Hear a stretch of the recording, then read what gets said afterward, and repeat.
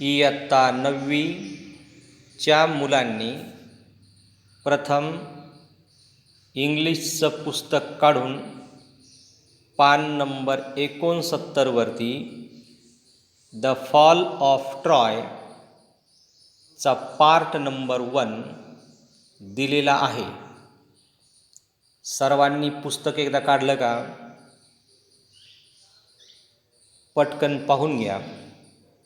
हा व्हिडिओ तयार करण्याच्या पूर्वी आपण पान नंबर 68मधील वॉर्मिंग अपचे 4 प्रश्न आणि बिल्डिंग अ स्टोरी या भागावरती एक व्हिडिओ आणि 2 फोटो तुम्हाला टाकले होते. ते तुम्ही वर्गपाठामध्ये प्रत्येकाने लिहून घ्या. हे बंधनकारक आहे. यामधून कोणालाही सुट्टी मिळणार नाही. सर्व स्पेलिंग मी परवा दिवशी टाकल्या होत्या. त्याही सर्वांनी स्पेलिंगच्या वहीमध्ये लिहून घेऊन पाठ करा. आता पाठांतर केल्या असतील असं गृहीत धरून आपण पार्ट नंबर 1ला आज शिकवायला सुरुवात करूया. हे प्रथम ऐकून घ्या. याच्यापूर्वी तुम्ही गाईडमधून याचं ट्रान्सलेशन आणि हा धडा जर वाचला असेल तर तुम्हाला अधिक हा भाग कळेल. Let us start to read and explain on page number 69. Are you ready? The Iliad. आता माझ्याबरोबर सर्वांनी वाचा आणि कळून घ्या. The Iliad is the story of Ilium और Troy, a rich trading city in Asia Minor near the narrow sea that leads from the Aegean to the Black Sea. It was well situated both for commerce and agriculture. In front of the city was the sea Ohar, which sailed the ships of Troy, carrying goods and grain. At the back rose the high peak of Mount Ida, from which flowed many rivers and streams. The valleys among the hills were well watered and fertile, with corn growing in fertile fields and cattle feeding on the rich grass of the meadows, while sheep feed on the slopes of the hills.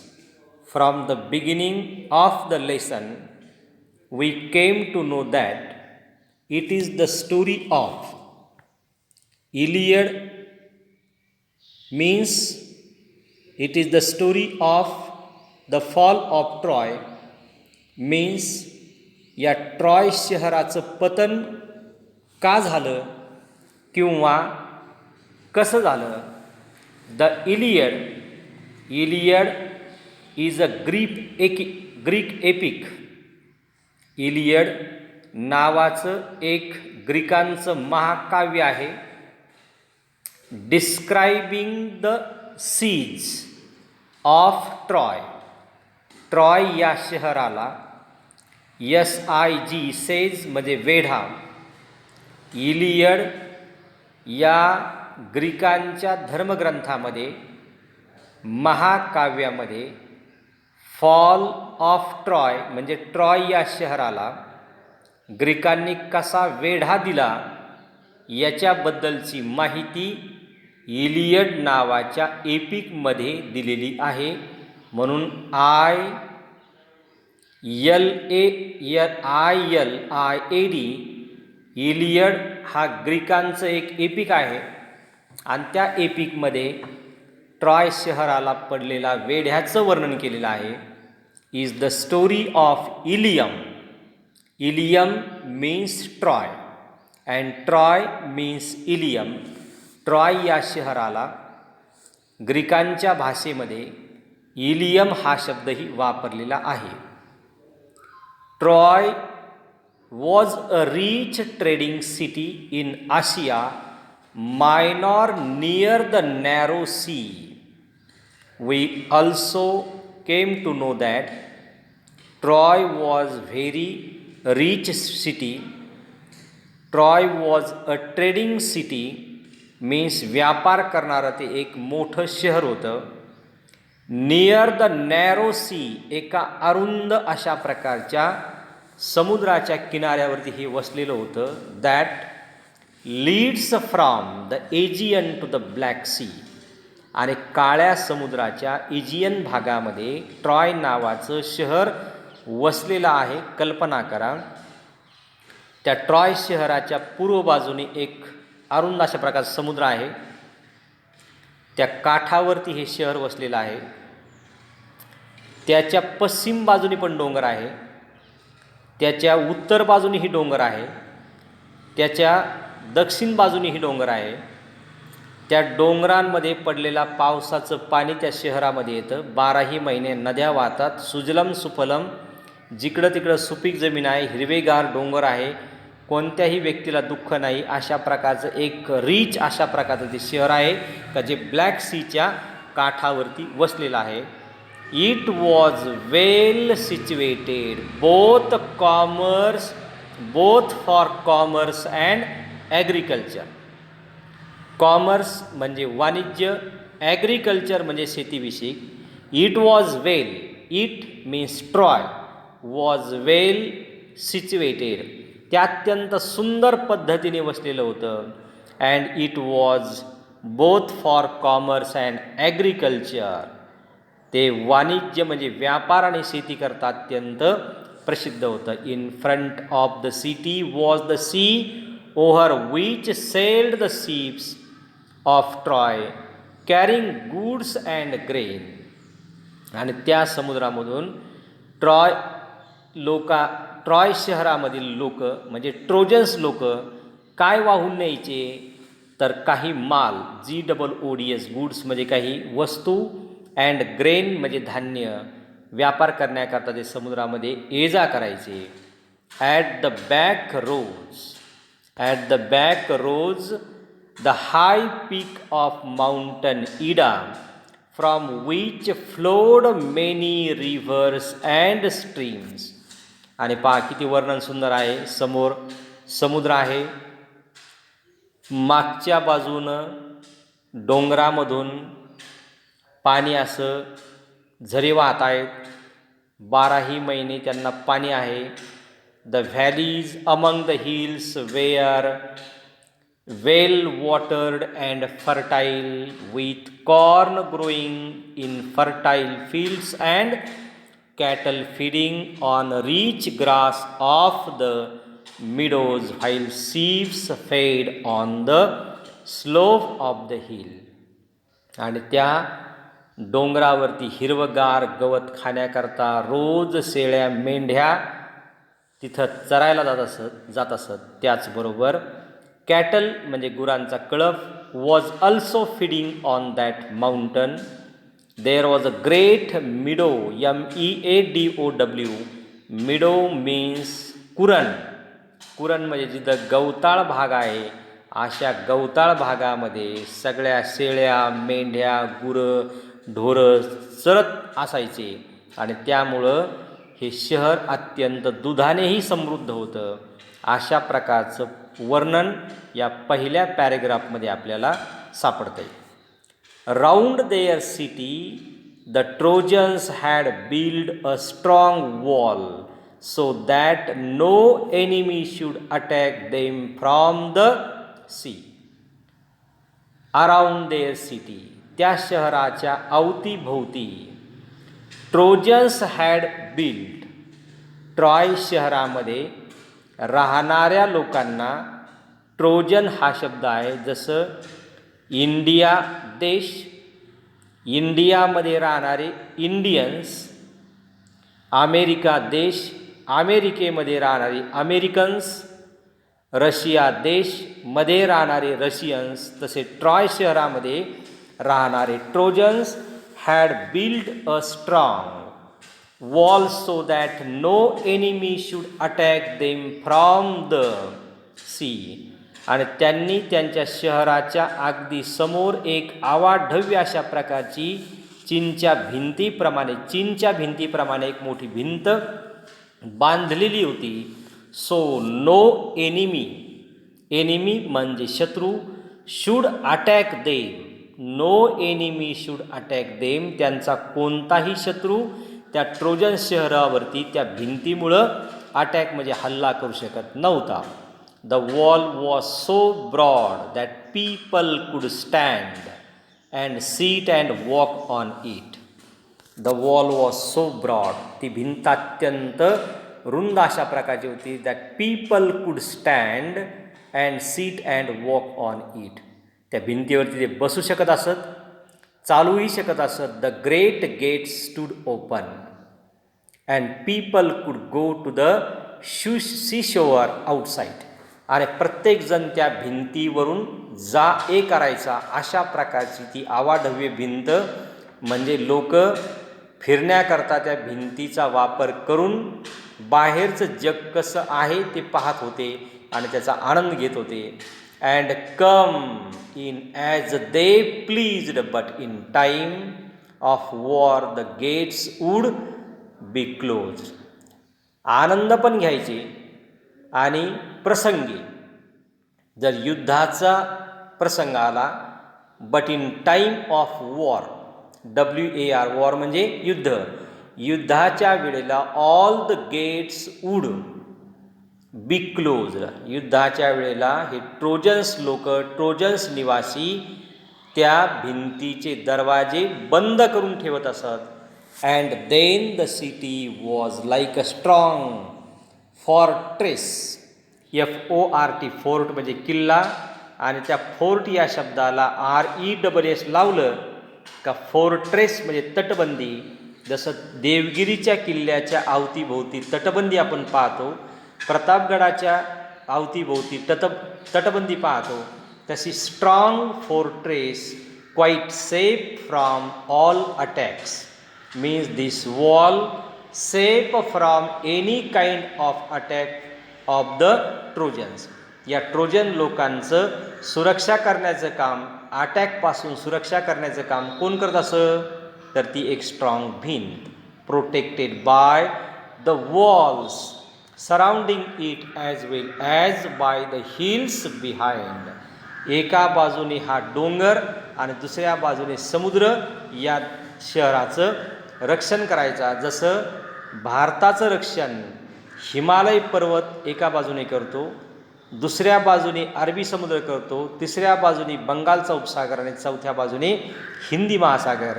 जसं भारत 3 बाजूने समुद्र आणि एका बाजूने पर्वत, हिमालय पर्वत जसा रक्षण करतो, त्याच पद्धतीने ट्रॉय शहराचं रक्षणसुद्धा एका बाजूने समुद्र आणि दुसऱ्या बाजूने डोंगर करत आहे. Number 3, Thus Troy was a strong city.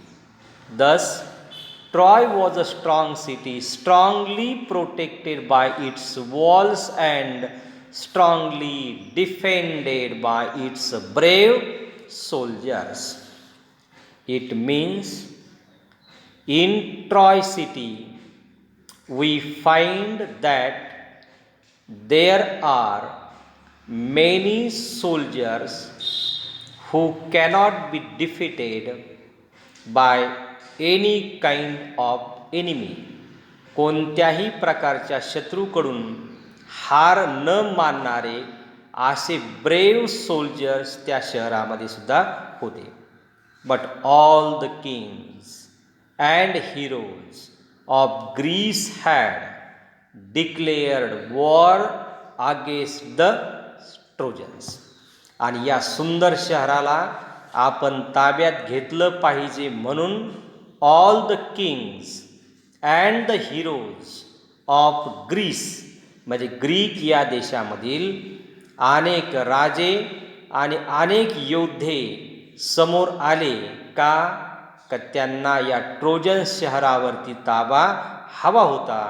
because Paris, a prince of Troy, had persuaded Helen, wife of Greek king Milenus. आणि या युद्धाच्या अनेक कारणापैकी एक हे कारण होतं का त्या ट्रोजन शहराचा तो राजा, त्याचं नाव आहे Paris, who was the prince of Troy, त्या ट्रॉय शहराचा राजपुत्र, की ज्याने हॅड परस्वेडेड म्हणजे फूस लावून पळून आणली होती, चे मन वळवलं होतं. कोणाचं मन वळवलं होतं? Helen, HELEN, Helen means the wife of Greek king Menelaus. Menelaus हा ग्रीक देशाचा राजा, त्याच्या बायकोला ट्रॉय शहरामधील जो राजपुत्र आहे त्या राजपुत्राने फूस लावून, गोड बोलून, स्वतःकडे आकर्षित करून पळून आणलेलं होतं. To elope with him, ELOP, elope means run away with lover, LOVER, lover म्हणजे प्रियकराबरोबर ती पळून आली होती. He had brought her to Troy, आणि या ट्रॉय शहराच्या राजपुत्राने तिला पळून आणलं होतं. This is the reason of the fall of Troy. हेच ते कारण आहे की ज्या कारणामुळं ट्रॉयचं पतन झालं, त्याचं हे तात्कालिक कारण. जसं आपण रामायणामध्ये पाहतो, सोन्याची असलेली लंका, तिचा राजा रावण, त्याला दुर्बुद्धी सुचली, प्रभू रामचंद्राची पत्नी आपण चोरून आणली पाहिजे, आणि हे पाप त्याच्या मनामध्ये निर्माण झालं आणि तिथं श्रीलंकेचं पतनाचं कारण ठरलं. त्या पद्धतीने या ट्रॉय शहराचा राजपुत्र पॅरिस, त्याने मिलेनसच्या बायकोला फूस लावून पळून आणलं, आणि हेच ते कारण त्या फॉलचं म्हणजे पतनाचं बनलं. The Greeks wanted to take revenge, REVENG, revenge म्हणजे सूड. The Greek wanted to take revenge on Troy for the wrong done to Menelaus. त्या मिलेनस राजाबरोबर जे चुकीचं कृत्य झालं होतं त्या राजपुत्राकडून, त्याचा बदला घेण्याकरता they wanted to take revenge, हा सूड उगवण्याकरता त्यांनी मनस्वी ठरवलं. कोणी? ग्रीकांनी. का ट्रॉय शहराचं आपण पतन करूया आणि त्या हेलनला एकदा सोडून आणूया आणि ट्रॉयचा पराभव करूया. They sailed to Troy and laid siege to the city. या कारणामुळं all the Greek soldiers sailed Troy, समुद्रमार्गाने अनेक ग्रीक सैनिक त्या ट्रॉय शहराला वेढा देण्याकरता आले. The Trojans too fought hard and siege continued for 10 long years. आणि या ट्रोजन शहराला या ग्रीक सैनिकांनी जवळजवळ 10 वर्ष, 10 long years. How many years? 10 long years या ग्रीक सैनिकांनी जवळजवळ त्या हेलनची सुटका करण्याकरता 10 वर्ष वेढा देऊन ते बसले. जसं शिवाजी महाराजांना पकडण्याकरता पन्हाळा किल्ल्याच्या पायथ्याशी सिद्धी जोहरने 6 महिने जसा वेढा टाकलेला होता, तसा वेढा या ग्रीक सैनिकांनी ट्रॉय शहराच्या समुद्रीय भागामध्ये दिलेला होता. The fighting went on daily. The fighting म्हणजे युद्ध, वेंट ऑन डेली, रोज त्यांचं युद्ध व्हायचं. कोणाचं? ट्रोजन्स आणि ग्रीक सैनिकांचं. But the siege did not end. परंतु वेढा काही तुटत नव्हता आणि ग्रीकांना ट्रॉय शहर काही जिंकता येत नव्हतं. एखादी कुस्ती जशी अनिर्णित राहावी, ती शेवटपर्यंत हे दोनही पैलवान एकमेकांना झटतायत परंतु कोणीही पडत नाही, अशी परिस्थिती काहीशी या ग्रीक सैनिकांची आणि ट्रॉय सैनिकांची आहे. On the one hand, the Greeks could not take city, and on the other hand, the Trojans could not force them to sail away. Trojan सैनिक त्यांना हरवू शकत नव्हते, पण पराजित होऊ शकत नव्हते. ग्रीक सैनिक ट्रोजन सैनिकांना हरवू शकत नव्हते आणि जिंकू शकत नव्हते. Trojans could not force them to sail away. Every day the Trojans came out of their gates and the Greeks came out of their tents and sheep and fighting went on. आणि अशा पद्धतीने जवळजवळ 10 वर्ष हे युद्ध चाललं. या युद्धाचं तात्कालीन कारण आहे ट्रॉय शहराचा राजा पॅरिस याने ग्रीक शहराचा राजा मिलेनस याच्या बायकोला फूस लावून पळून आणलं होतं. तेव्हापासून गेली 10 वर्ष युद्ध चालू असून देखील कोणीही कोणाला जिंकू शकत नव्हतं. असा भाग या पान नंबर 69 दिलेला आहे. याच्यावरती एक प्रश्न आहे पहा. How were the Trojans protected during war time. युद्धाच्या कालखंडामध्ये ट्रोजन्स लोक कशा पद्धतीने प्रोटेक्ट व्हायचे, तर याचं उत्तर या दिलेल्या पॅरेग्राफमध्ये आहे. द ग्रेट वॉल कुड प्रोटेक्ट ऑल द ट्रोजन्स. याचं उत्तर तुम्हाला सापडलं असेल. ते उत्तर तुम्ही वर्गपाठाच्या वेळेला लिहून काढायचे. दुसरा प्रश्न आहे. What was the cause of the 10-year-old war between Greek and the Trojans. Greek आणि ट्रोजन्स यांच्यामध्ये युद्धाचं नेमकं कारण काय होतं, काय कारण होतं.